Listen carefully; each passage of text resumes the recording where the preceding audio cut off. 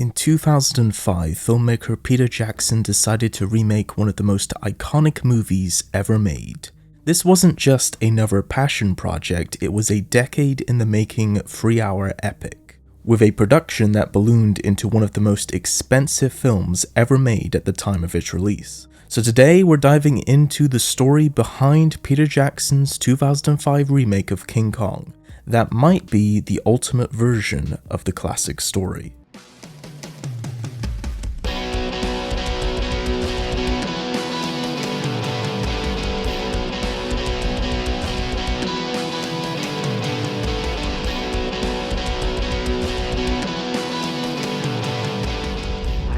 Possession of a map. An uncharted island. A place that was thought to exist only in myth. Wall! There's a wall ahead!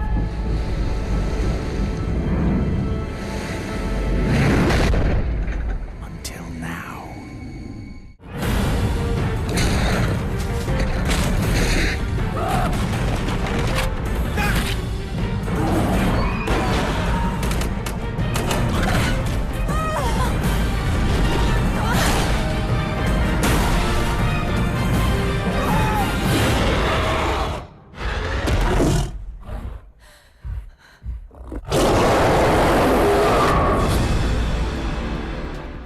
Jackson's desire to remake King Kong traces back to the 1990s, when Universal first approached him in 1995 to helm a potential Kong remake. Development began in 1996, but by January of 1997, Universal decided to shelve the project, as a glut of ape/giant monster films came with TriStar's Godzilla and Disney's Mighty Joe Young. Jackson then of course turned to do the Lord of the Rings trilogy, and it was only after those films became massively successful blockbusters that Universal decided to circle back to Jackson. And in early 2003, Universal set a December 2005 release date, and Jackson agreed to restart development on the project, as he brought in co-writer Philippa Boyens, as the team chose to base the new screenplay on the 1933 original film rather than the abandoned 1996 draft. They even decided to resurrect some unused ideas from the original version, most notably the scene where the giant bugs start devouring the survivors of the log, a scene that was cut from the 1933 version. An initial budget of $150 million was initially announced, which over time grew to be about $200 million, making it the most expensive film ever made at the time of its production. As Jackson immediately began pre-production, Weta Workshop and Weta Digital started designing Kong's world, pretty much immediately after the completion of Return of the King, as Jackson reassembled most of his Lord of the Rings crew. Naomi Watts was tapped to play Anne Darrow, as Jackson wanted someone who could portray Anne's strength and vulnerability. Jack Black won the role of showman Carl Denham, the larger-than-life producer, as Jackson chose to deliberately cast a comedic actor to make Denham be both manic and somewhat charming. Adrian Brody was cast as screenwriter Jack Driscoll, in a big change-up from the tough sailor characterization from the original film. Other leads included Thomas Kretschmann as Captain Englehorn, Colin Hanks as Preston the assistant, and of course Andy Serkis portraying the motion capture for Kong, and also having a small role as Lumpy the cook of the venture. Jackson insisted on building on authentic 1930s sets for New York, as they'd realized that Wellington, New Zealand had no locations that looked anything like 1933 New York City. So they decided to start from scratch, building city blocks on sound stages and backlot streets. For Skull Island, the concept artists at Weta Workshop sketched a dangerous world full of jagged rocks, giant dinosaurs, and giant bugs crowding in the intense environment, as Jackson wanted the island to feel dangerously unsanitized, a shrinking, sinking land where all the creatures from dinosaurs to giant insects crowd together in a hostile ecosystem. Weta also built full-scale partial sets and dozens of miniatures with native huts and even the Great Wall of the island. Weta's concept art for Kong's final design was a more sensitive, realistic-looking ape, as Jackson insisted that Kong not act like a cartoon monster, as Weta's design team crafted his fur, face, and proportions with great care, and to try to make him feel as real as possible, as Weta's miniatures and practical effects were planned alongside Weta Digital's CGI pipeline. Composer James Newton Howard was signed on weeks before post-production began, as he later recounted that he was only given 7 weeks to score the film,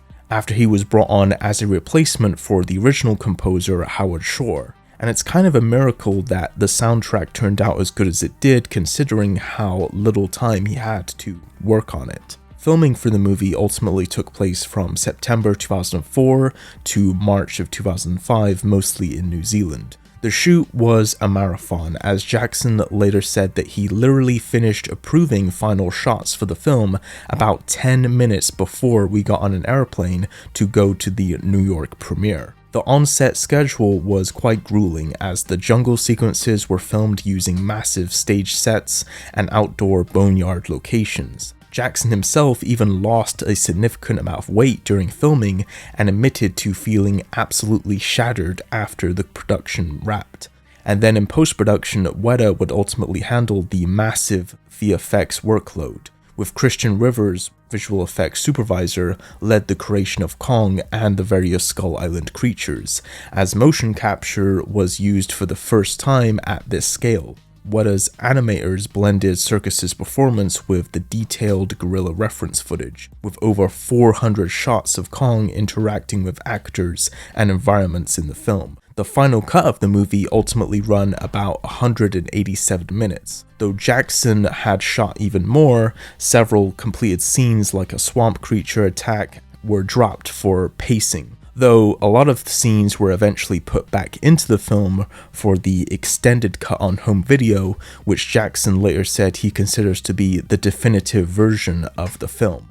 By late autumn 2005, the movie was fine-tuned and delivered, as Jackson checked the final VFX and dubbing literally on the morning of the West Coast premiere. Universal's marketing blitz began around mid-2005, with the trailers highlighting Kong's new realism and the massive 1930s sets.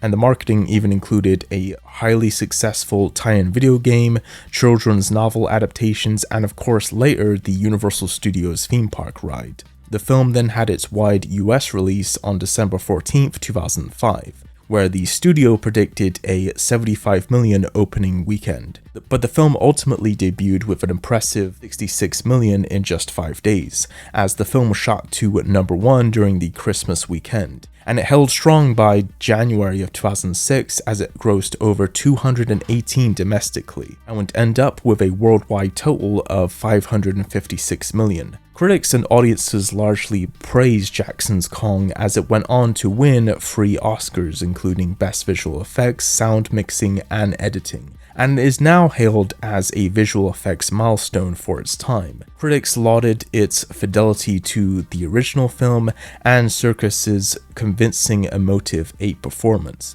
though many questioned, and still question to this day, its epic 3-hour runtime and whether or not it was actually necessary. But the film overall is largely considered to be the more faithful of the 2 major remakes of Kong, the other of course being the 1976 film, with Jackson's version sticking much closer to the original 1933 story and its original classic tragic tone. The 1933 Kong was of course a gritty black and white film noir of monsters, with of course the stop motion Kong being a marvel for its time, a dark adventure with underlying commentary on the Great Depression, something that was highlighted more in Jackson's film. The 1976 remake, produced by Dino De Laurentiis, changed the story to the 1970s oil boom era, with contemporary humor and a giant life-size Kong by Carlo Rambaldi, but of course most of the film ended up being a man-in-a-suit version by Rick Baker.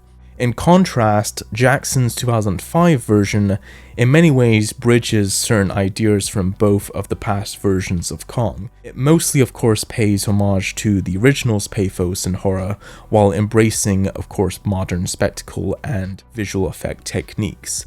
If it borrows anything from the 1976 version, it would have to be the more fleshed out connection between Beauty and Beast.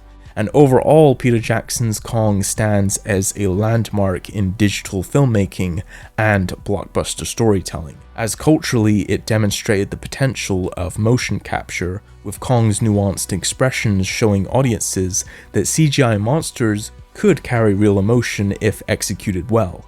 Andy Serkis's performance helped legitimize digital acting for future films, with the movie also revitalizing interest in Kong for a whole new generation, leading to future tie-ins such as, of course, the Universal theme park rides, and setting the stage for Legendary's later version of Kong with Kong Skull Island in 2017. In the grand scope of King Kong adaptations, Jackson's version is now regarded as the most faithful to the original film and technically impressive. It doesn't replace that of the 1933 classic or even the 1976 version, but it does have a feeling of being the ultimate adaptation of the classic story, due to its incredible technical achievements and being just a lovingly well-crafted adaptation of the original story, making it an epic that still commands awe from audiences over 2 decades later.